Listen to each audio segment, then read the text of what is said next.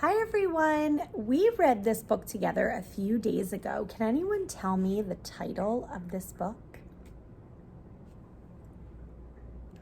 Very good, Abby Yo-Yo.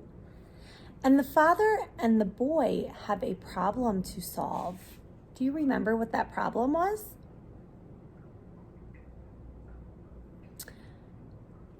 A giant named Abby Yo-Yo comes to a town and they have to figure out a way to make Abby Yo-Yo disappear. Once upon a time, there was a little boy who played the ukulele. There's his ukulele. Do you remember what we said that was?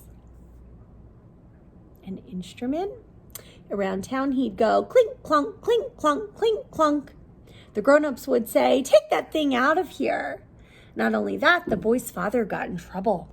The boy's father was a magician. He had a magic wand and he'd go zoop, zoop and make things disappear.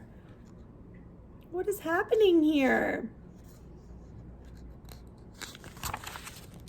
But he played too many tricks on people. He'd come up to someone about to drink a nice cold glass of something and zoop, the glass disappears. Someone doing a hard job of work, zit, zit, zit. Up comes the father with his magic wand and zoop, no saw. He'd come up to someone about to sit down after a hard day's work and zoop, no chair. People said to the father, "You get out of here too. Take your magic wand and your tricks and you and your son just get." What's happening here? They're leaving town. The boy and his father were ostracized. That means they made him live on the edge of town. How do you think they feel? That they were ostracized, that they're left out. Now, in this town, they used to tell stories. The old people used to tell stories about the giants that lived in the old days. They used to tell about a giant called Abby Yo-Yo. They said he was as tall as a tree and could eat people up. Of course, nobody believed the story, but they told it anyway. I wonder why people didn't believe the story. What do you think? One day, the sun rose blood red over the hill. The first people got up and looked out the window. They saw a great big shadow in front of the sun. They could feel the whole ground shake. Who was that? Abby Yo-Yo. Women screamed, strong men fainted. Run for your lives, Abby Yo-Yo's coming. He comes to the sheep pasture, he grabs a whole sheep, yump. He comes to the cow pasture, he grabs a whole cow, yunk. Men yelled, "Grab your most precious possessions and run, run." So their possessions are things that they own. What does she have here? Her sheep? Here's Abby Yo-Yo. Just then the boy and his father woke up. "Hey, Pa, what's coming over the fields?" "Why, son, that's Abby Yo-Yo. Oh, if only I could get him to lie down, I could make him disappear." How do you think they're going to get him to lie down? Do you remember what happens next? Let's see. The boy says, "Come with me, Pa." He grabbed his father by one hand. The father gets the magic wand and the boy gets his ukulele. They run across the fields. I wonder why they're looking up. Who do you think they're looking at? Or what do you think they're looking at?